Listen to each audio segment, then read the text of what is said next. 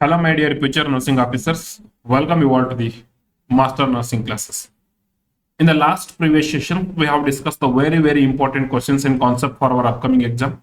Similarly, in the today's session, I am going to discuss such a wonderful content that is much necessary for your knowledge improvement and that is much necessary for your Norcet 9 exams and any other state and central government exam, which including the RRB exams also. Okay. So students who are preparing for the central government competitive exam, these classes are very important classes and there is highest probability of the asking the question from this particular content only, right? So I'm Mr. Nagraj, your Norcet mentor and guide. So here in front of you again today to discuss the very important questions and concept for your upcoming Norcet exam and any other state and central government exam.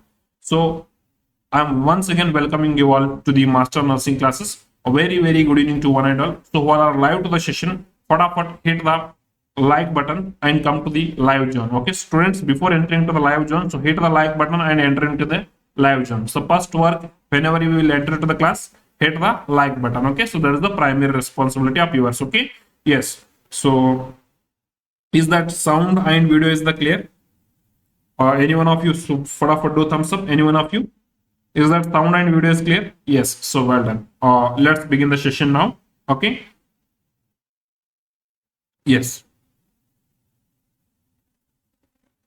A very good evening to one and all.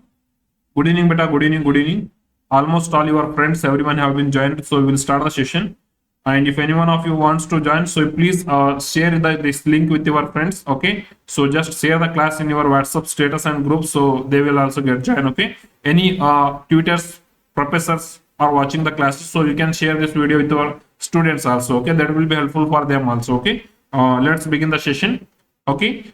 With this powerful motivational line, students or my dear aspirants, whatever the hard work we are doing, whatever the rejections we are facing, whatever the late night we are sleeping, and whatever the failures we are facing, and whatever the risks we are taking, that is no one want. The final goal of the everyone is the success.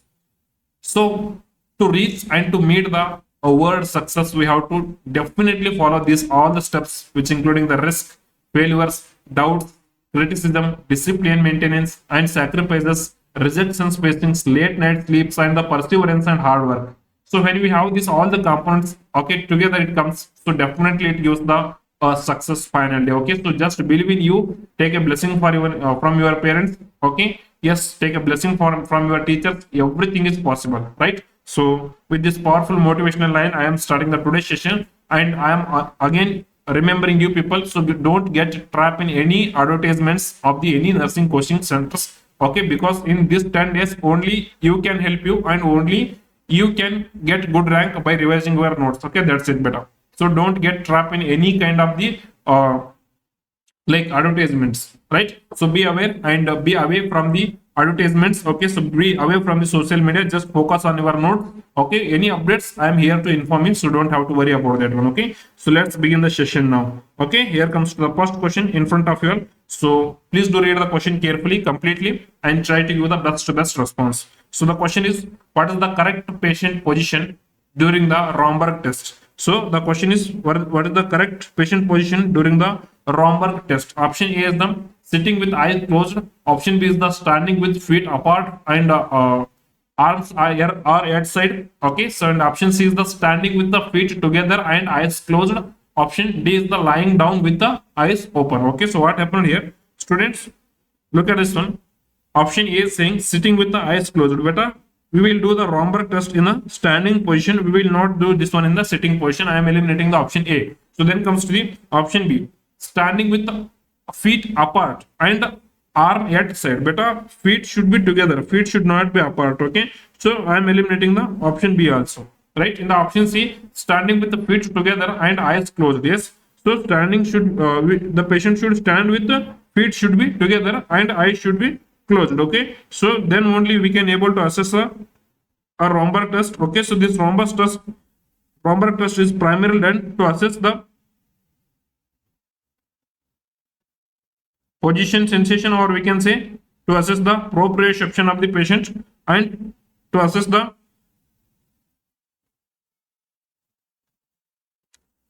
gait and control of the patient. Very, very important. Or we can say the balance of the patient. Right? Sir, how we have to do this one, sir? Here, the patient will stand, okay, with the feet together, okay, feet should be together, and behind patient, we should stand here, okay, and we will do this patient where the patient is having some complaints of the body imbalance, especially in the vestibular nerve dysfunction.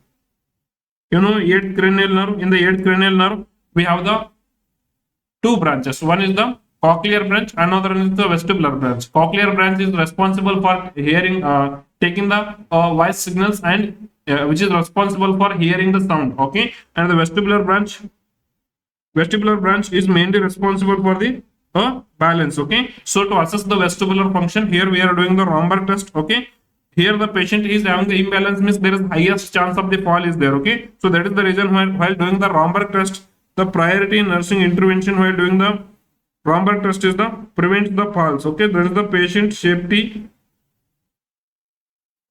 and preventing the falls. Preventing the falls. So this is the priority nursing intervention which goes into the while performing the Romberg test. Okay, so very, very important. That is the reason this is the patient. Here he stands with the he stands with the feet together, means as a healthcare provider we need to stand behind the patient and we need to stretch our arm once left side of the patient and one arm right side of the patient. If the patient is falling right and left side, we can hold the patient. Okay, that is the reason healthcare provider will always be behind the patient. He should stand. Okay, that is the very, very important. Hope it is clear to everyone of you. Here comes to the next question. So please do read the question carefully, completely, then try to give the best answer. Okay, so the answer for the last question goes to the option C. Okay, so this is the correct answer. And here's the next question. Yes. Which of the following condition typically presents with pinpoint pupil? Where we will get the pinpoint pupil? Option A, midbrain injury. Option B, third cranial nerve compression. Option C, pontine hemorrhage, and option D, atropine poisoning. Yes, फटाफट do mention your answer in the comment box. If the patient is getting the atropine poisoning, that time the mydriasis will happens. The mydriasis will happens in the atropine poisoning. In the opioid poisoning, pinpoint pupil will happens. But in the opioid poisoning, pinpoint pupil will happens. But the opioid poisoning is not in the option. Okay. In the atropine poisoning, what happening? Mydriasis. Mydriasis means sudden abnormal dilation of the pupils. We call that as the mydriasis. Dilation of the pupils is the mydriasis. Okay, the atropine poisoning, mydriasis will happens, not the pinpoint pupil will not happens. Right? Look at this, all those very important pupil size. Normally, both the pupils should be equally. Okay, so it should be equal in size. Okay, if in case both the pupils are abnormally dilated, look at the image number B. So this is the image number B, this is the image number A, and this is the image number C. Students, in the image number A, there is on the equal round pupils are there, so that is the normal. So this is the normal pupils. Okay, in the image number B, look at the pupil size. Abnormally, bilaterally, both the side pupils are large. Okay, so dilated pupils, bilaterally dilated pupils, both the side equally dilated pupils. We call this is happening in the midbrain injury. So this bilaterally dilated pupils in the midbrain injury we call as the ominous sign. This is your 10-star question for your exam. Ominous sign is the 10-star question for your exam, which happens in the midbrain injury. Okay, the bilaterally abnormally dilated pupils in the midbrain injury, which we call as the ominous sign, which will be seen in case of the midbrain injury. Very important. And look at the image number C. In the image number C, what happened? The pupils become very small. We call this one as the pinpoint pupil. Okay, what we call this one as the pinpoint pupil. So this pinpoint pupil, which happens in case of the pontine hemorrhage as the pons damage. Okay, whenever there is a damage to the pons, that time the pontine hemorrhage happens. Okay, so it happens also in case of the opioid poisoning like morphine sulfate poisoning, not in the atropine poisoning. In the atropine poisoning, the bilaterally pupils will abnormally get dilates. Okay, so that is the dilated pupils will happen in the atropine poisoning. Okay, so in the midbrain injury also bilaterally dilated fixed pupils. Okay, so which will not be changed by the any kind of the light responses. Okay, so that is what we call as then the ominous sign which will happens in the midbrain injury. Okay, so the pinpoint pupil we will see in case of the pons damage or the pontine hemorrhage or the opioid poisoning. So this is your very important question. It is your 1,000-star important question, the pinpoint pupil. Please remember, pinpoint pupil we will see in a two cases only, two cases mainly, that is in the pons damage and in the opioid poisoning, especially in the morphine sulfate poisoning. Okay, and the any opioid poisoning. Okay, in the organophosphate poisoning also there is chance of the getting the pinpoint pupil is there due to the cholinergic activity, right? So here's the next question. Sorry, one more question is there, so please do like one more image is there. Please pay the attention on this one. This is the image number D. Look at this image. Okay, so one side pupil is constricted, this side pupil is constricted, and this side pupil is completely dilated. So this is what we call as the anisocoria. What we call this one is in the anisocoria, means unequal size of the pupil. Okay, in the anisocoria what happens, or the unilateral dilated pupils, when it happens due to the third cranial nerve damage, which happens due to the third cranial nerve damage. This is also your 100-star question, beta. Remember, pinpoint pupil, pontine hemorrhage, opioid poisoning.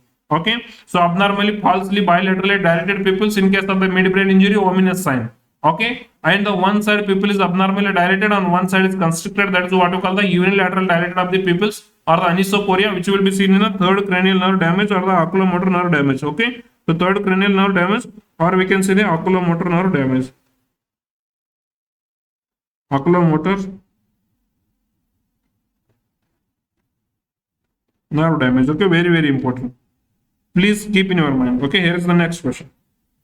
Yes, which of the following medication is commonly used for the lowering the intracranial pressure by the osmotic diuretics? Okay, so by using the osmotic diuretics, okay, we are reducing the intracranial pressure.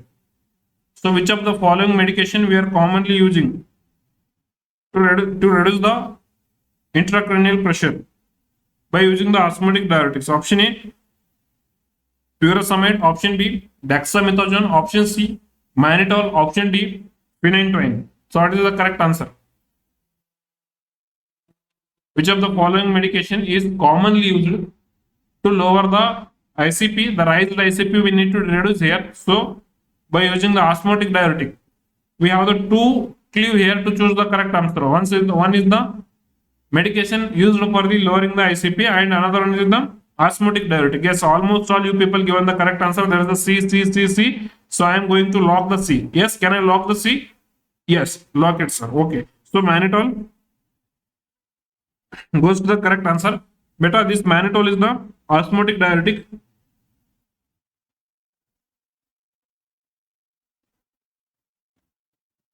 Okay, so this one we are using in the head injury patient to reduce the pressure from the brain by pulling the fluid which is there inside the brain. Okay, so same concept yesterday I told regarding the hypertonic saline. Okay, this is the brain cell.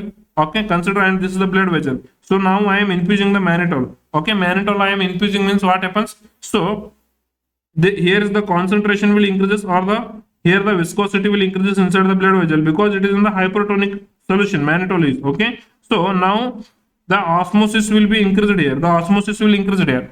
So now it will pulls the fluid from the cerebral cell to the blood vessel. Okay, so now it is pulling the fluid from the cell to the blood vessel, means in the cerebral cell there is decreased fluid, means the cerebral edema we can decrease, or the raised ICP we can decrease. Okay, so similarly here the fluid will increases.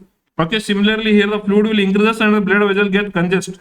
So that is the reason, due to the congestion of the blood vessel. So this osmotic diuretics or the mannitol is contraindicated in case of the congestive heart failure. Why? Because in case of the congestive heart failure, already patient is the over congested with the fluid. Okay, so now we can't use this particular osmotic in case of the congestive heart failure and the raised ICP.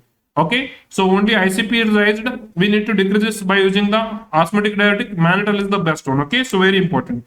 Now this over congested fluid which is there here, it will goes to the kidney. Okay, and it will increase the urine output. It means it will increase the urine output, means it is the diuretic. Okay, so that is the mannitol is the diuretic. Which diuretic it is? It is the osmotic diuretics. So what happens in the osmotic diuretics? It will pulls the fluid from the brain cell into the blood vessel. Okay, blood vessel fluid is overloaded, so it will go to the kidney, and in the kidney it will get excreted in the form of the urine. Okay, so very important, and almost all you people given the correct answer for this one. I am very proud of you. Okay, so here is the next question. Yes, do read the question carefully, completely, then give your best shot in the comment box.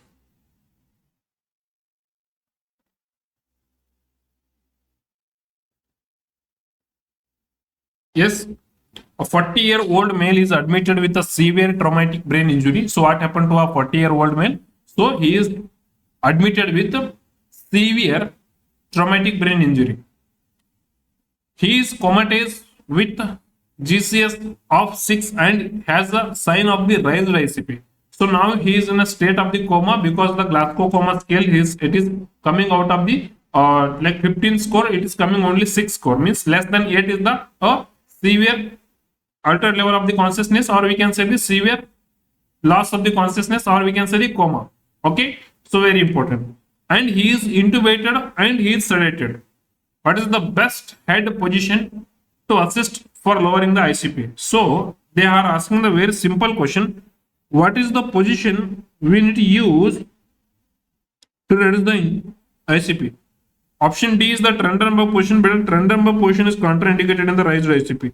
If you are giving the Trendelenburg position in the raised ICP, again it will increase the intracranial pressure. So the Trendelenburg position is contraindicated in case of the raised ICP. Very important. Keep in our mind. Okay. So then comes to the option C. Head turned to the side with the chin tucked. So it is this is also not correct answer. So if you are turning the head or you are twisting the head, means again it will raise the ICP. So this is also not correct answer. Okay, so don't flex the head, don't overextend the head, and don't turn the head. This is the very important. Please consider and keep in your mind. And flat 0-degree position also not correct answer. And almost all you people given the correct answer. There is the head we need to elevate at least 30 degree to 40 degree with a neutral alignment. Students, so let me explain all the golden points on the raised ICP. So what is the normal ICP? Normal ICP should be 5 to 15 mm of Hg is the normal intracranial pressure. Okay, so normal intracranial pressure is the 5 to 15 mm of Hg. Okay, so whenever there is the intracranial pressure increases, okay, so what is the first sign? What is the first sign of the raised ICP? Overall and in the adult is there is the altered level of the consciousness. Altered level of the consciousness is goes to the best and the earliest sign of the raised ICP in case of the overall or in case of the adult patient. Okay, in case of the children's, the earliest or the first sign of the raised ICP is the projectile vomiting. Please do remember the projectile vomiting.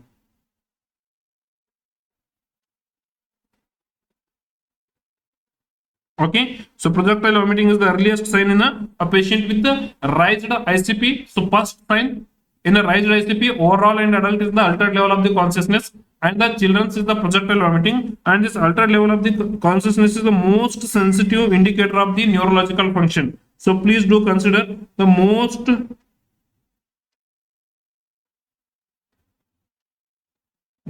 sensitive indicator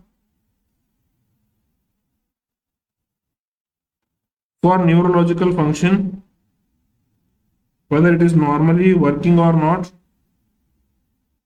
We need to check, means we need to check the level of the consciousness. Okay, so the level of the consciousness is the most sensitive indicator for the neurological function. Very important word you have to remember here. Okay, so let's come. We have studied the early sign. What is the late sign? Late sign is the Cushing syndrome. Cushing triad. So this Cushing triad we have already discussed it. Okay, in the before the prelim, and same thing I told that late sign which will came in your exam similarly. Okay, so yes, increased SBP with raised pulse pressure and irregular respiration and bradypnea. Okay, sorry, bradycardia. So they can give in the questions they can give like BP is more than 160. Okay, and by 80. Okay, mm of Hg. It means there is an increased systolic blood pressure mainly. Okay, and the wide one pulse pressure 160 minus 80 is the, yes, it comes around 80. Okay, so 80 normally pulse pressure should be 40. Okay, normal pulse pressure should be 40. How to calculate the pulse pressure? SBP minus DBP is the pulse pressure. Okay, so normally 120 minus 80 is the 40, so that is the normal pulse pressure should comes under the 80. So here 160 by 160 minus 80 is the 80 mm per. So 80 mm per means, so here the pulse pressure is increasing. Okay, so SBP increases and the pulse pressure become widen here in case of the Cushing triad or in case of the head injury. Okay, and along with that the bradycardia means they will give heart rate like less than 56 beats per minute, like this they will mention in the question. Okay, and the irregular respiration also they can mention in the question. This is the a late sign of the our increased ICP, that is the Cushing triad. So it is very important. It is again important. Again there is a chance of asking in your question. Okay, it is the important, right? So here is the next question. Next concept, the best position should be given in the case of the raised ICP. So in order to reduce the ICP, we will elevate the head of the bed, we will elevate the 30 to 40 degree. I don't flex head and hip. Okay, so very important. Don't flex the head, don't rotate the head, and don't flex the hip, don't rotate the hip. Okay, so very important. And we need to avoid the Trendelenburg position, we need to avoid, and we need to avoid the Valsalva maneuver in the raised ICP patient, and we need to ask the patient to not to do any strenuous activity like sneezing, coughing, and like forcefully emptying the nose, and along with that very importantly waiting the heavy lift and bending forward excessively and sudden changing in the position. So these all things should be avoided in case of the raised ICP, because it will again increase the risk of the raised ICP. Okay, very important, please keep in your mind, right? So what are the things we have studied? We have studied the early sign in the adult and overall altered level of the consciousness, and most sensitive indicator for the neurological function is the level of the consciousness, and in the children early sign is the projectile vomiting, and late sign Cushing syndrome we have studied, and along with this we have studied the very important thing, that is the best position is elevated head of the bed, that is the 30 to 40 degree, and along with that don't flex the head and don't flex the hip, very important. Okay, so then that along with that we need to avoid the Trendelenburg position, we need to avoid the Valsalva maneuver, and we need to avoid the strenuous activity. So this one we need to educate the patient as a very important component in the raised ICP patient. Okay, here the next question. Yes, which of the following best describes the classical clinical progression of the epidural hematoma? So what happened to the patient? Patient have some head injury history, and now on the dura mater there is in the bleeding is there, so that is what we call as the epidural hematoma. So what is the classical clinical progression? So how the clinical symptoms will progress? Option A, it progress or it starts from the loss of the consciousness to the persistent coma. No, it will not happen like this. So option B, headache, vomiting, then coma. So this is also not in correct sequence. This is also not correct sequence. I am eliminating the option B also. Then option C, loss of the consciousness, along with that lucid interval, along with that rapid deterioration. So what happens whenever there is in the brain is damaged above the dura mater? Okay, so there is a collection of the blood above the dura mater, that is what we call the epidural hematoma. In the epidural hematoma, on the spot patient will get sudden level of consciousness changes. Okay, so level of consciousness will get changes. After that suddenly he will regain all the consciousness. Okay, so patient become conscious, and after that patient will suddenly go into the coma. So the gap between this altered level of the consciousness to the complete unresponsive state, that is the coma. So this particular interval, what we call this one as in the lucid interval. So this is what we call as in the lucid interval. This lucid interval is the classical in case of the epidural hematoma. This is classical in case of the epidural hematoma. This is the very important question for your exam. Please do remember this particular concept. It is a very important. Okay, so the lucid interval will be seen in case of the epidural hematoma. Where we will get the lucid interval we will get in case of the epidural hematoma, and almost all my students given the correct answer. And in the neurology classes I have explained this one in perfect in YouTube. Okay, and in the classes only. Okay, so very important. So the next one is here. Yes, the question is in front of you all, so please do read the question carefully, completely till the end, and try to give the best response.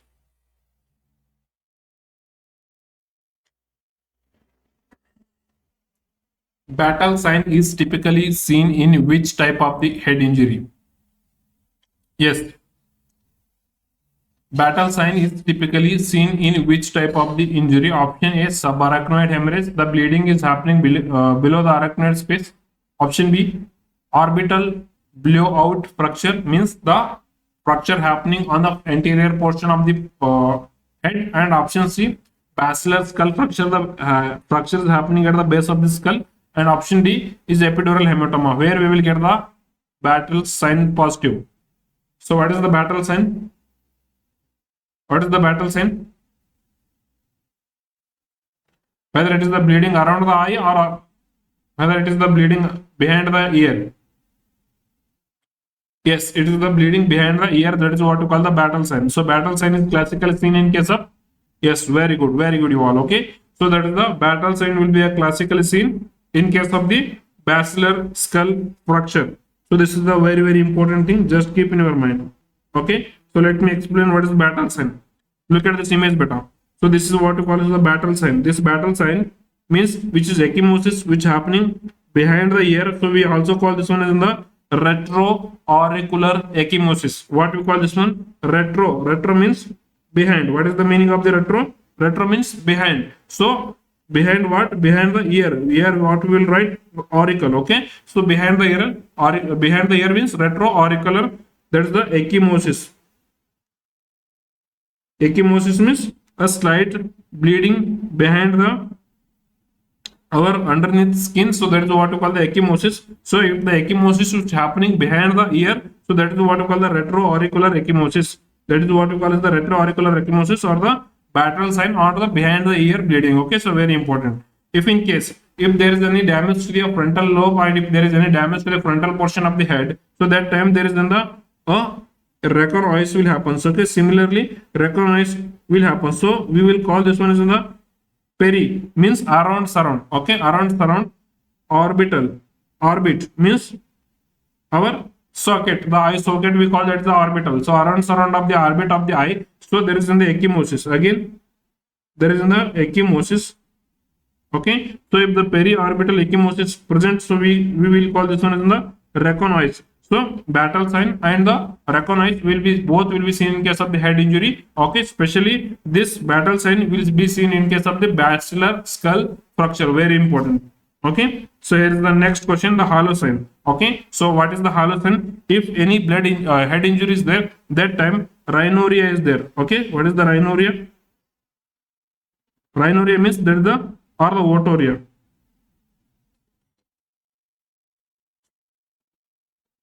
Rhinorrhea or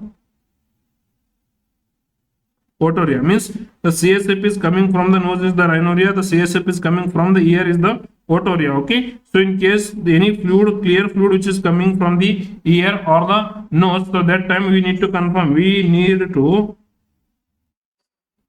to confirm that whether the CSF is leaking or not. Okay, so we need to confirm about the CSF leakage. So first thing what we will do, we will take that particular collection in any sterile container, and in that one we will check for the glucose. Okay, so we will check for glucose. We will check for the glucose. Okay, why? Because CSF is having the glucose. Okay, so CSF is having the blood like glucose. How the glucose is there in the blood? Similarly, okay, so CSF is also having the glucose, but the secretion which will comes from the nose. Okay, so that is not having the glucose.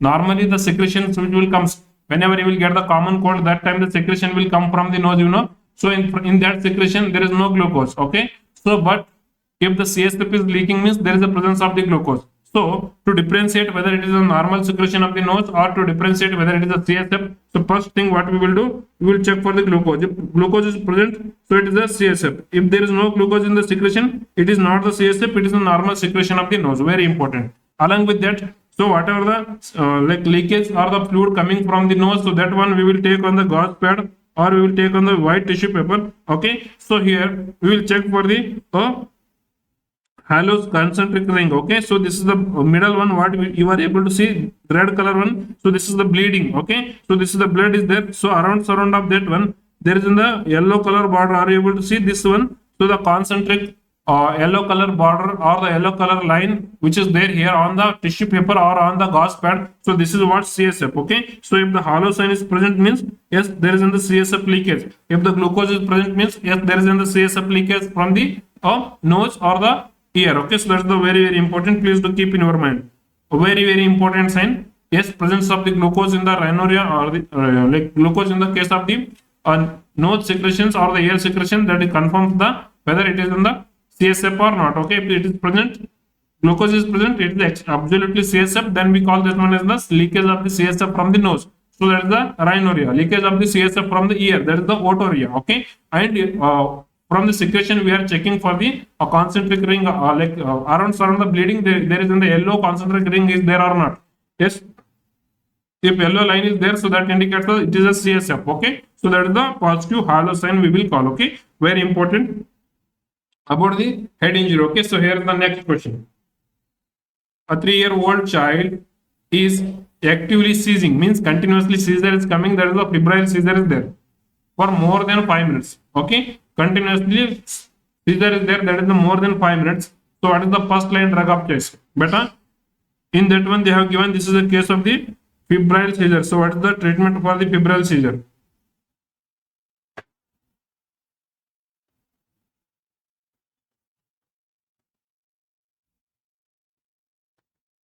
What is the treatment for the febrile seizure?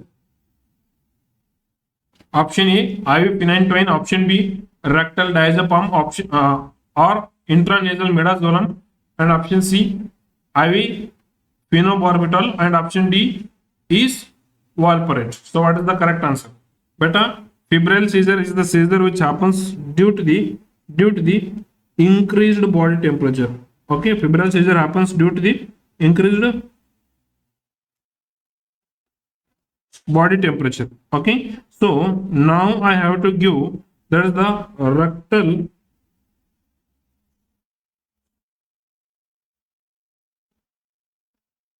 diazepam plus IV paracetamol. Okay, intravenous PCM. So whether the diazepam stops the process of the seizure and the PCM will reduce the temperature.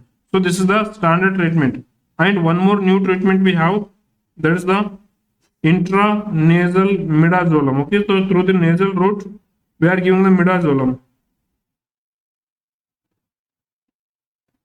Okay, so this is the treatment for the our very important febrile seizure. Okay, so the answer for this one is the option B. Yes, IV phenytoin who given the answer, that is the wrong answer, and the right answer for this one is the rectal diazepam or the intranasal midazolam goes to the correct answer for this particular question. It is very important, right? So hope it is clear to every one of you.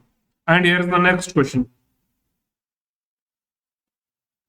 Yes, a patient begins to have the generalized tonic-clonic seizure. Also call this one as the grand mal seizure. Okay, what is the another name of the generalized tonic seizure? For the generalized tonic-clonic seizure, we also call this one as the grand mal seizure.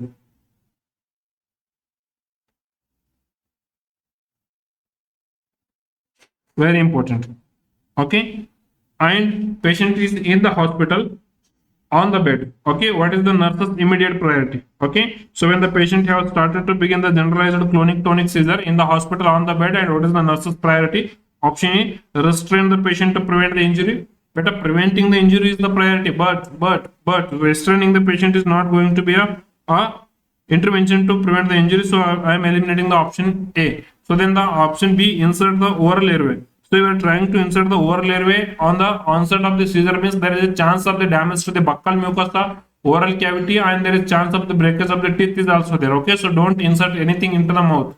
Very important. Then what we have to do, sir? Just we have to maintain the patent airway by turning the patient to the side and preventing the aspiration. Okay, so this is the priority intervention, and almost all you people given the correct answer. So I'm very proud of you. Okay, so turn the patient to the one side and prevent the aspiration and prevent the blockage of the airway, because during the generalized tonic-clonic seizure there is the formation of the frothy saliva inside the mouth. Okay, so formation of the saliva excessively inside the mouth means there is the chance of aspiration of that particular saliva into the respiratory tract, that may leads to the aspiration. Okay, so in order to prevent that one, suddenly the supine position patient we need to turn to the side lateral position So whatever the accumulated fluid is there inside the mouth, that will comes out or that will drains out. So that is the very important whenever the patient is on the bed in the hospital. Okay, so in order to prevent the aspiration, so we need to must and should immediately, and the priority nursing intervention, we need to turn the patient to the side, and we need to prevent the aspiration. That is the very important. Okay, so here is the in nursing interventions, we need to mainly mostly focus on the a patient with the seizure. Is the first priority is the patent area. How we need to maintain the patent area? By giving the side lying position,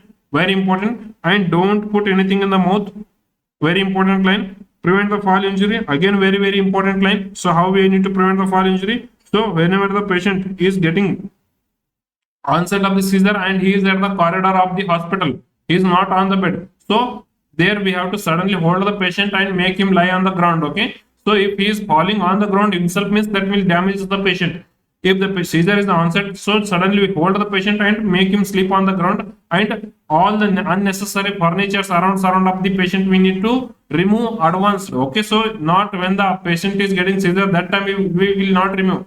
So we will remove all the unnecessary things advance only, because the patient anytime may get the seizure, and anytime the patient may get fall, anytime the patient may get injury. So in order to prevent that one, we will clear all the patient surrounding furnitures. Okay, that's the very important one. Okay, so the next is the prevent of injury during the seizure by avoiding the restraints. Don't put any restraints. Don't give any tight clothing. Okay, use the loose clothing. Avoid the restraints and the remove the hazardous from the surrounding. This is the very important intervention. So nurse should follow here. Okay, so these are the very important and the highlighted nursing interventions for your patient with the seizure. Okay, so hope it is clear to every one of you. The next question is here. The next question is here in front of you. What does the B in the B fast stands for? During the B fast, okay, so this is the new warning signs of the patient with a stroke. Okay, so before the onset of the stroke, there will be a warning signs will be there. Okay, so this is what we call the warning sign of the stroke.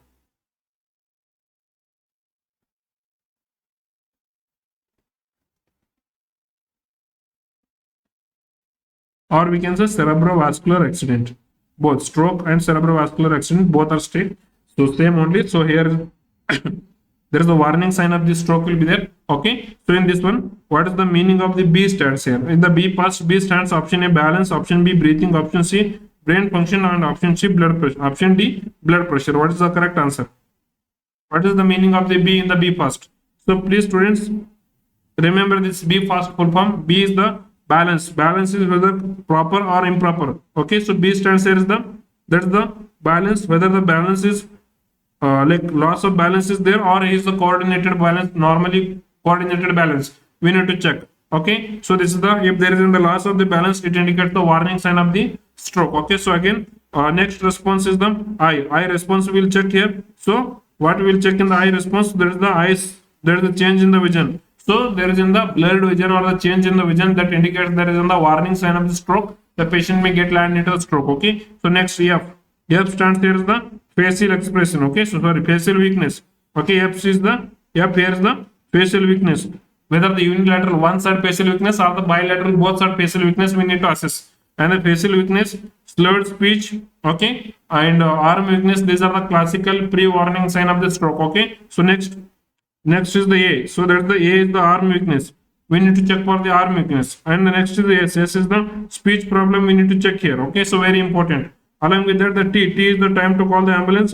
Okay, this is the full form of the B fast, and it is our 5-star very important question for your upcoming Norcet exam. Okay, that's the B fast. B is the, yes, that's the balance checking. F is the, sorry, I is the eye changes, there the vision changes. F is the facial drooping is there or not. Okay, if there is any facial abnormality, facial weakness we are checking. Okay, so then the arm weakness we are checking, speech difficulty we are checking, and the time to call the ambulance. So this is the full form of the B fast. B fast is the new warning signs of the stroke. Okay, so in previously only we are having the fast. Okay, now we have the B fast. Very important. This is the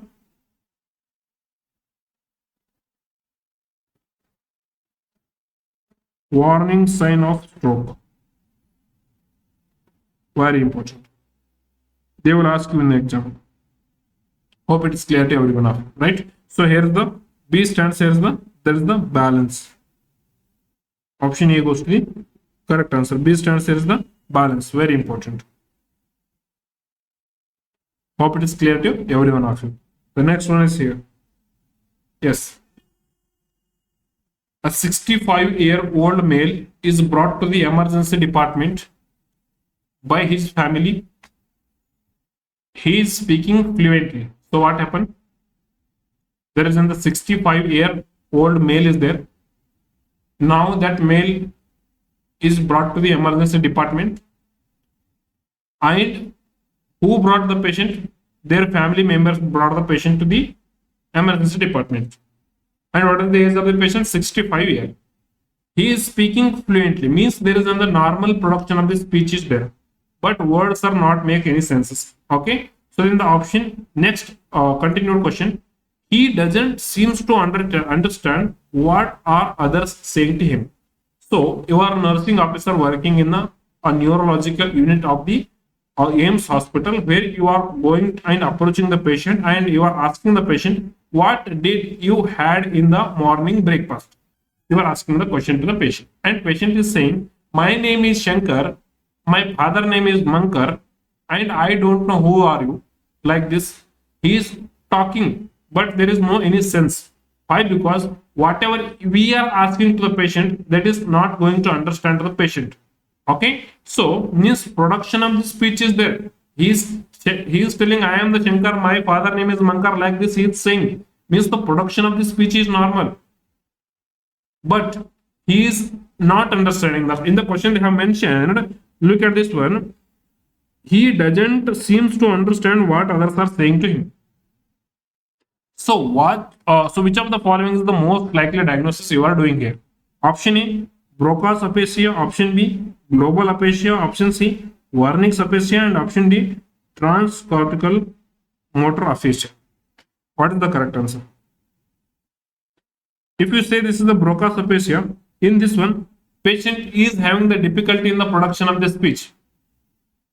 But whatever you are asking to the patient, that he will understand. So you are asking to the patient, what did you had in the morning breakfast? You are asking to the patient. That time he is not responding. He is not telling, I am Shankar, my father is Mankar. Like this, he is not saying. So he is not talking to you only. Why? Because his Broca's area in the frontal lobe is got damaged. So there is in the options of the production of the speech is there. So he is unable to express. So the Broca's aphasia we also call as the expressive aphasia. So he is unable to express the thing. So we call that one as the Broca's aphasia, or the expressive aphasia, or the frontal lobe aphasia, or the aphasia where the patient is unable to produce the voice. Okay, so that is what we call the Broca's aphasia, right? So in the Wernicke's area, so which is there in our temporal bone, where if there is any damage to the temporal bone, patient is having the normal frontal bone, he will produce the speech.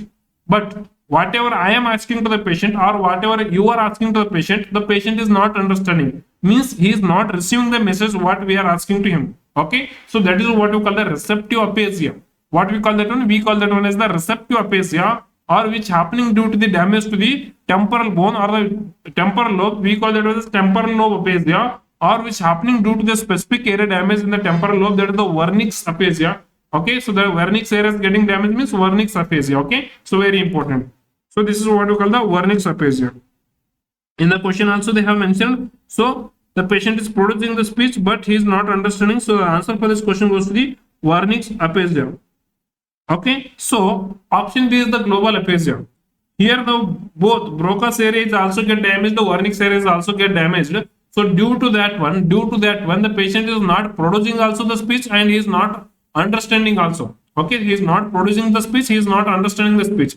So this is what we call as the global aphasia. Means both there is in the receptive aphasia also there and expressive aphasia also there. So this is what we call the global aphasia. Here the quick revision of the aphasia. Aphasia is the problem in the speech.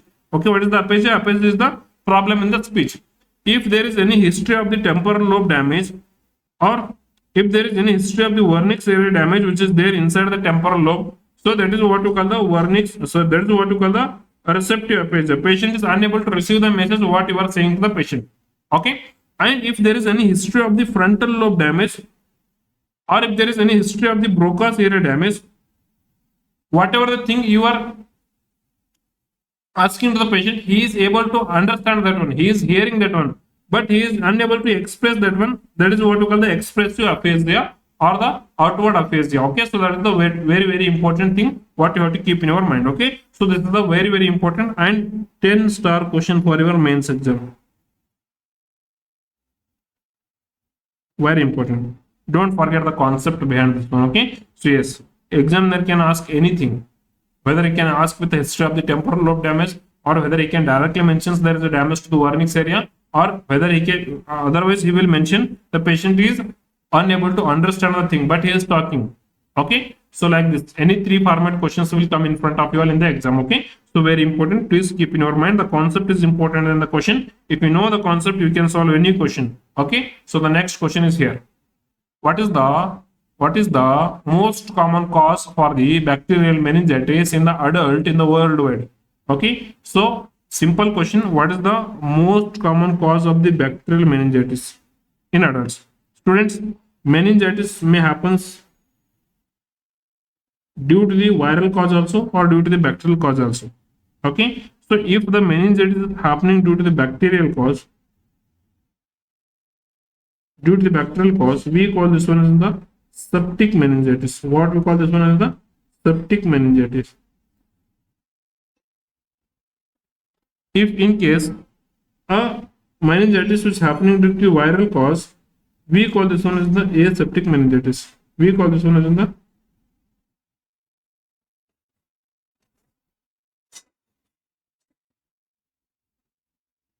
aseptic meningitis. Very important. Viral causes the viral causes the aseptic meningitis. Bacterial causes the septic meningitis. Okay, so in the question also you need to focus that what actually the examiner is asking. Okay, so the next question is here in front of you. So what is the most common cause of the bacterial meningitis, or we can say the septic meningitis in the worldwide? Option A, Streptococcus pneumonia. Option B, Neisseria meningitis. Option C, Listeria monocytogenes. Option D, Haemophilus influenza type B. Beta, the answer is the yes. Almost all people given the correct answer. That is the Streptococcus pneumonia is the most common cause of the meningitis in the adult in the worldwide. Okay, not Neisseria meningitis. Okay, don't go for the answer Neisseria meningitis if the question is asking the most common cause. Okay, so the most common cause is the Streptococcus pneumonia is the most common cause for the bacterial meningitis or the bacterial meningitis or the septic meningitis. Okay, so let me explain all the important golden points on the most common cause of the meningitis. Okay, better listen. One question may come directly on your mains exam. The most common cause of the meningitis. So that is the bacterial meningitis, or we can septic meningitis. I am asking. So in the neonates, the most common cause is the group B streptococci. Sir, how to remember? So group B is there. So neonate means birth after period. We will call that one as the neonate. Okay, so after the birth or the birth after, the most common cause of the what we can say meningitis is the group B streptococci. Okay, so if the examiner asking the question on the children's, on the adults, or the overall most common cause of the meningitis, overall most common cause, adult most common cause, or the children most common cause, that is the pneumococcal or the streptococcus pneumoniae. So same, another name of the streptococcus pneumoniae is the pneumococcal. Okay, so here the pneumococcus or the streptococcus pneumoniae is the most common cause for the meningitis in case of the children's, adults, and overall. Okay, so but it will not causes the epidemic, means so it will causes the meningitis, but sudden outburst of the cases, like to your hospital suddenly 100 meningitis cases coming, so that time this is not in the reason. So this will be causes only sporadic. Okay, it will be scattered cases will be there. Okay, so here in the your area one case is coming, means at the 70 kilometer after one more case will come. Okay, so that is the scattered spread will be there. Okay, so that is what we call as the sporadic cases. Okay, sporadic cases, or we can say the scattered cases. Scattered cases. So it will not suddenly outburst in one area. So if the suddenly outbursting in the one area means the streptococcus pneumonia is not cause. Okay, so which one is the cause for the sudden outburst? Sir, if the meningitis are suddenly rising of the cases, suddenly rise of the cases is there, altogether 100 patients with the altered level of the consciousness, neck rigidity, fever, okay, which is coming to your OPD, or sudden increase in the cases in the community, that is the epidemic. Okay, so that is the cause is the Neisseria meningitis. We also call this Neisseria meningitis as a meningococcal meningitis. Okay, so in this particular cases, there is the sudden outburst of the cases will be there, and there is it will be a epidemic cause of the our meningitis. Okay, very important. Why, sir?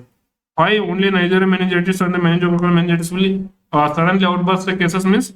Why means it will rapidly spreads by the droplet infection. So that is the reason. That is the reason. Whenever there is in the meningococcal patient or the Neisseria meningitis patient will come and admit to your hospital, that time the nursing intervention is very very important. Better always install the droplet precaution immediately and install the standard precaution immediately. Along with this, remember this 1000 point golden point, that is the 24 hour we need to keep the isolation. For the initial 24 hours we need to keep the patient in the isolation after initiation of the first dose of the antibiotic. Okay, there is a 24-hour isolation after the initiation of the first dose of the antibiotic. So this is your 1000 points. This is your very again very important point for your exam. Okay, so please do remember.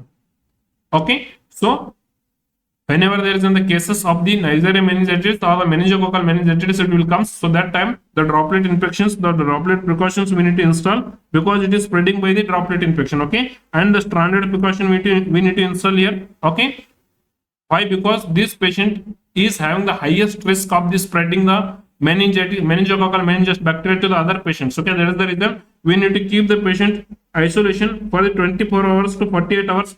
Single best answer is the 24 hours. Okay, so after initiating the first dose of the antibiotic. Okay, after initiating the first dose of the antibiotic. So if you are giving the antibiotic, then we will keep the patient in a isolation room for the 24 hours. Then we can admit the patient in the general ward. Okay, so that is very important, right? So here is the next question. Yes, the question is here in front of you. Try to read the question carefully, completely.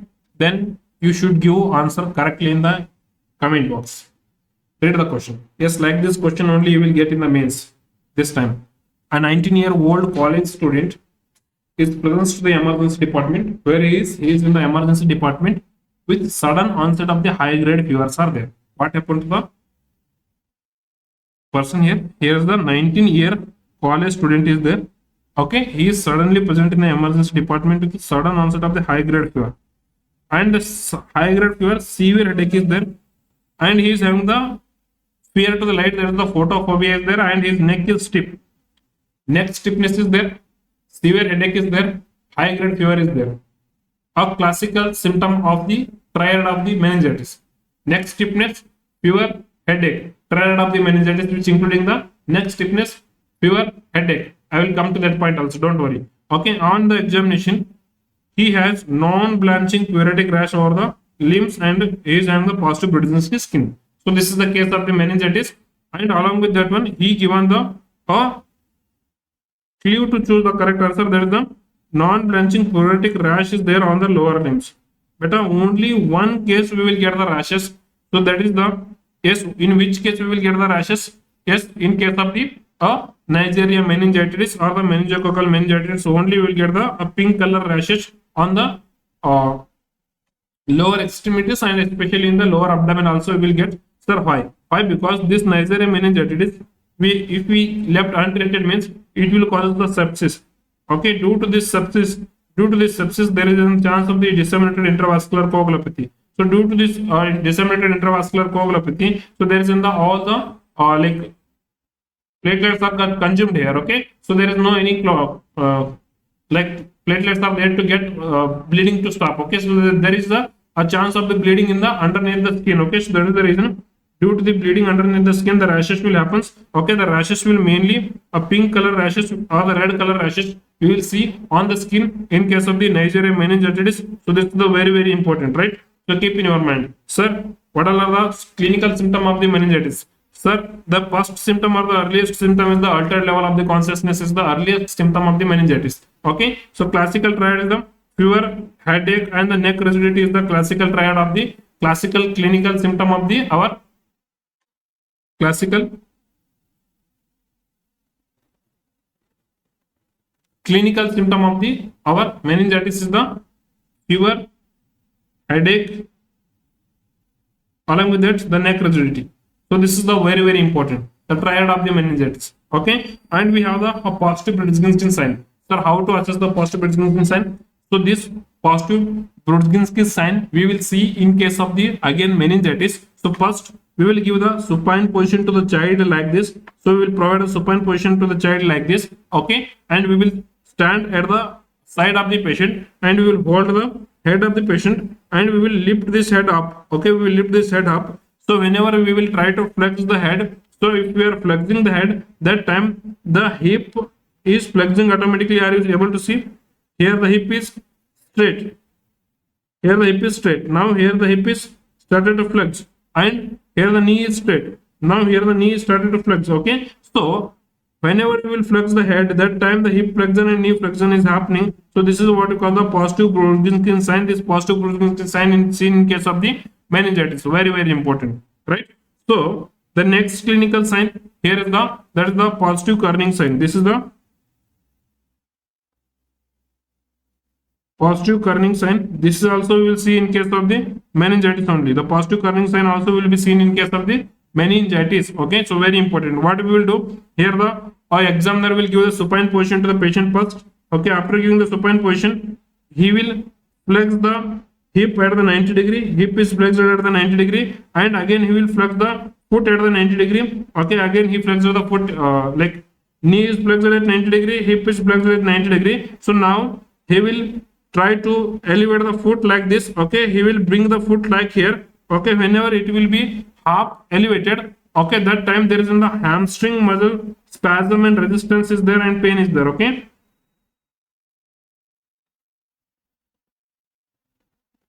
hamstring muscle spasm, resistance or the pain will be there whenever we will elevate the foot furthermore. Okay, whenever we will elevate the foot furthermore, that time there is in the spasm of the hamstring muscle will be there. So that is what you call the positive kerning sign. This is also we will see in case of the our very important meningitis case. Okay, so don't confuse the kerning sign and the Homan sign. Beta, this is the Homan sign what we are doing in the case of the deep vein thrombosis. Okay, so in the deep vein thrombosis we will do the Homan sign. So how we will do the Homan sign?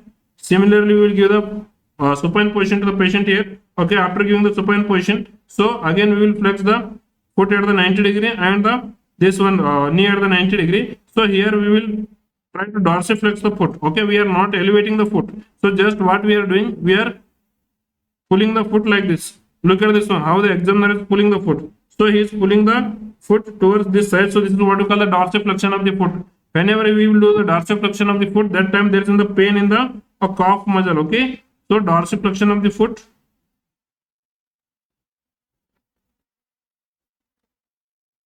dorsiflexion of foot increases pain in calf muscle.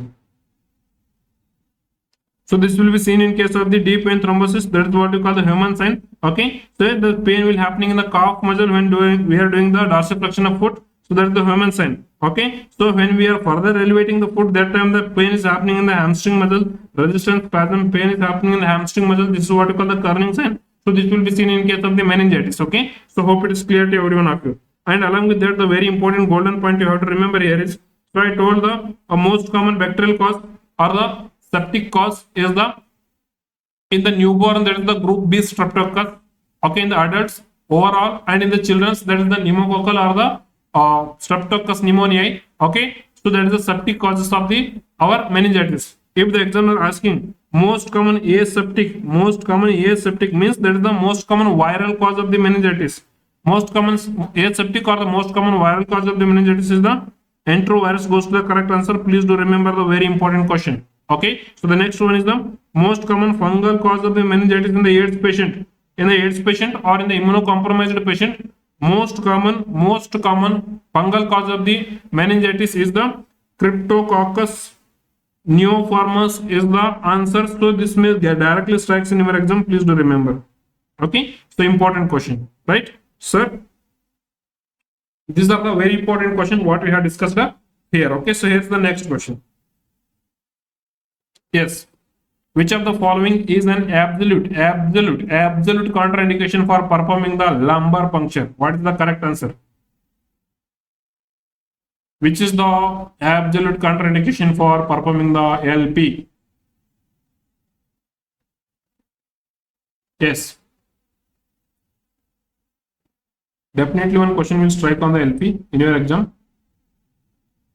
So from the lumbar puncture, one question will be fixed in your mains exam. So I will give you all the golden point. From here the question will come. From there only the question will come. So don't need to study entire thing. Just rapidly revise the golden points. Yes. Which of the following is on the absolute contraindication for performing the lumbar puncture? Option A is the febrile illness. Option B is the meningitis. Option C is the suspected increased intracranial pressure. Option C is the previous lumbar surgery. Beta, the absolute contraindication, best contraindication, where we never should go for the lumbar puncture is the increased ICP. In case of the raised ICP, you are going for the lumbar puncture. The pressure is overbuilded here, and you have inserted the pin over the overbuilded pressure. What happens? There is a suddenly burst will happens. So suddenly there is decrease in the increase in fully raised ICP. Suddenly decreasing means there is highest chance of the brain herniation is there. Whenever there is the brain will get herniate, the life is finished. Okay, so that is the reason in the case of the raised ICP, never ever go for the lumbar puncture. Okay, very important. Which of the following is the absolute contraindication for the performing the lumbar puncture? So the absolute contraindication is the increased intracranial pressure is the absolute contraindication for the performing the lumbar puncture. But in case of the fever, we can do for the lumbar puncture, no problem. In case of the meningitis, the investigation of choice is the CSF analysis. So for the CSF analysis, again, we need to go for the lumbar puncture. So meningitis is not contraindicated, but meningitis with the raised ICP is contraindication. Febrile illness, we will go for the lumbar puncture. There is no any contraindication, and the previous lumbar surgery also not contraindicated. We can go. Okay, so very important. Please do remember, previous lumbar surgery happening means that is in the relative contraindication. That is not absolute contraindication. Okay, so the correct answer is the option C goes to the correct answer. So why we should not do the lumbar puncture in the raised ICP means there is chance of brain tissue herniation. Chance of brain tissue herniation. Okay, so there is the chance of the brain tissue herniation is said. That is the reason where we are going for the very important. Very important, what we can say, contraindication, absolute contraindication for the lumbar puncture is the option C. Okay, so why? Because it is having the chance of brain tissue herniation. Okay, so let me revise the golden points on the CS lumbar puncture. Beta, lumbar puncture we are doing for the therapeutic purpose and the diagnostic purpose both. Especially we will do this one for the diagnostic purpose. Okay, so this CSF analysis is the investigation of choice for the, in case of the meningitis, the CSF analysis is the investigation of choice. Okay, so site of puncturing at the lumbar puncture is the, in case of the adults, L3, L4, and in case of the children's, L4, L5. Very important, keep in your mind. And the needles we are using in the lumbar puncture, very important. Understand the Quincke's tip needle. Quincke's tip needle tip should be like this. Focus on the tip of the needle. Okay, so and this structure will be similar in the Quincke's and the Scottish needle. Both structure will be similar, but the tip will be different. Okay, so here the tip is like this, but in case of the Scottish needle, look at this one. Again, the same needle we have, but the tip is different. So this is what you call the Scottish needle. Okay, so in the Scottish needle, here we have the hole. Okay, so this Scottish needle also we are using in the lumbar puncture. Okay, in case of the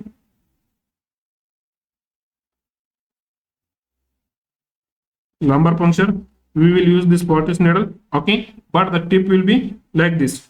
Okay, and in the Quincke's needle, look at this one. The tip will be like this. So this will what we call as the needle for the lumbar puncture. There is the Quincke tip needle. Okay, very important. Please consider this one. Very important question, right? So What is the contraindication for the lumbar puncture? Beta, increased ICP is the absolute contraindication for the lumbar puncture, and along with that, if there is any local infection, consider at the L3, L4 level and L4, L5 level, there is the fungal infection of the skin. Okay, above the skin, fungal infection is there, and you are doing the lumbar puncture, means along with the needle, the fungus will go inside the CSF. Okay, again, the overall superficial skin infection, you are converting that one into the again the meningitis. You are only doing the patient meningitis. Okay, so that is the, if there is any local infection or the skin on the site of the needle insertion, don't do the needle insertion. So that is the local infection is contraindicated for the lumbar puncture. And the bleeding disorder like coagulation disorders, okay, and PTINR abnormal, means that is also relatively contraindicated. And the patient is the case of the poliomyelitis, means already there is the myelitis is there, means infection, inflammation of the nerve, and the nerve root is there. Okay, so in this particular reason also we are not doing the lumbar puncture. Okay, this is the contraindication for the lumbar puncture. So please do remember the raised ICP is the absolute contraindication for the lumbar puncture. Okay, so very important. Here is the next question. Which of the following CSF finding is most characteristics of the tuberculosis meningitis? Tubercular meningitis, which of the following is the most characteristic finding? Option A, high neutrophils and high glucose, low protein. Students, if the meningitis is happening due to the TB, means the glucose will be low, not high. Okay, so I'm eliminating the option A. Yes, neutrophils may get high, but most predominant one is the lymphocytes. Okay, not the neutrophils in the TB meningitis. Okay, so next is the low lymphocyte. But low lymphocyte will not happen. There is a high lymphocyte will be there. Okay, so I'm eliminating the option B also. Then the option C, lymphocyte predominance. Yes, excessive increase in the lymphocytes. Yes, glucose will be low because bacteria loves to eat the glucose and it will have all the glucose. Okay, the CSF glucose will be low and protein will be high. So this is the absolute indication the patient is having the meningitis that is due to the Mycobacterium tuberculosis. So we call that one as the tuberculosis meningitis or the TB meningitis. Okay, so eosinophil predominant, high glucose, low protein, this is not associated. So answer for this question goes to the option C. So we need to understand the normal parameters of the CSF composition. CSF composition normal parameter, very important, keep in your mind. Appearance of the CSF, the normal appearance of the CSF is the clear color. Okay, it does not have any color. Okay, it is on the clear and it is the colorless. It is normally clear, it is normally colorless. Opening pressure of the CSF, don't get confused with the intracranial pressure. Normal intracranial pressure is the 5 to 15 mm of Hg. So this is the intracranial pressure. But opening pressure of the CSF will be the 50 to 175 centimeter per stove. Okay, please do remember. White blood cell normally 0 to 5 cells will be present. Okay, mainly lymphocytes. So that is 0 to 5 cells per microliter. There is then the lymphocytes will be present normally very few. Okay, so RBC normally in the CSF is the 0 and the protein is the 15 to 45 milligram per deciliter is the normal protein, and the normal glucose is the 45 to 80 milligram per deciliter, or we can say the 2/3 of the blood glucose level. Okay, so 2/3 of the blood glucose level it is normally present, or the 45 to 80 milligram per deciliter is the normally present. This is the very important. Sometimes the glucose normal composition only will be asked in your exam. Okay, so many times already I have been asked in your exam. Normal glucose in the CSF is the, yes, it is the 2/3 of the blood glucose level, or it is the 45 to 80 milligram per deciliter is the normal glucose level in the CSF. Okay, and the protein itself also have been many times asked. That is the 15 to 45 milligram per deciliter is the normal protein level in the CSF. Okay, so here the interpretation of the CSF beta.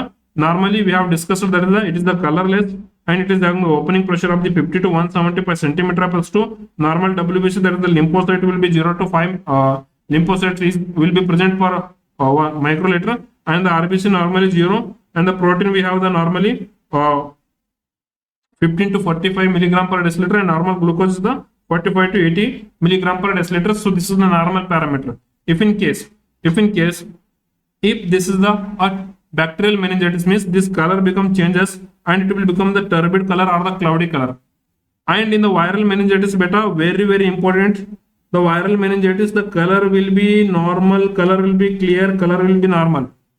Okay. So in case of the TB meningitis, it's slightly cloudy or we can say the clear, but it will be a cobweb on the standing. Okay. Whenever you will see like hold the CSF in the vertical position, sorry, in the vertical position, that time the cobweb you will be seen the cobweb ring here. Okay. So cobweb CSF will be seen in case of the TB meningitis. Very important, right? So it's a slightly cloudy, but in the bacterial meningitis, it is in the turbid or it is in the complete cloudiness will be there and the turbid will be there. This is how it will helpful to identify whether it is the bacterial meningitis or whether it is the viral meningitis or it is the TB meningitis. Very important.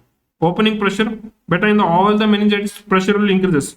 Whether it may be a bacterial, whether it may be a like viral, whether it may be a TB. Okay, the protein in all the meningitis protein will increases, in the other meningitis pressure will increases. But the differentiating feature is the glucose. Okay, glucose in the bacterial meningitis, bacteria will eats the glucose. Okay, bacteria is eating the glucose means glucose is decreasing. Okay, in the bacterial meningitis, especially in the bacterial meningitis and TB meningitis. So TB means Mycobacterium tuberculosis. This is also bacteria. Both the situation the glucose is decreasing, but see at the bacterial meningitis also glucose is decreasing and the TB meningitis also glucose is decreasing. Sir, how to differentiate this one, sir? Better in the other bacterial meningitis, there is in the neutrophils are predominant. Neutrophils, WBC neutrophils are predominant or excessively increased. But in case of the TB meningitis, there is in the lymphocytes predominant. This is the very important differentiating feature. Okay. So I will give all three scenario. You need to interpret what the actual case is. Okay. So very important. Consider, right? And similarly, sir, in the viral meningitis also lymphocyte is increasing. But in the viral meningitis, the glucose is normal, the color is clear. Yes. So come to the point of the discussion now. If the CSF, in the CSF analysis, glucose is decreased, it means it is not the viral meningitis. Okay. We eliminated the viral meningitis. Neutrophils increased. But neutrophils will increase in a bacterial meningitis. In the TB meningitis, there is a lymphocytes dominant. Yes, with these two things only we come to the conclusion this is the bacterial meningitis. Again, come to the color of the CSF. In the case number 1, the color of the CSF is the turbid or the cloudy. In the viral meningitis, it is the clear color. In the bacterial meningitis, it is the cobweb appearance. Right? So protein is increases in the all the meningitis, pressure will increases in the all meningitis. Now the glucose is decreasing and the neutrophils are increasing and the color is turbid color. So this is the case of which meningitis? Yes, Fadafat, do mention your answer in the comment box. Yes, Fadafat, do mention your answer in the comment box, guys. Yes, now this is the case of the bacterial meningitis. This is the case of the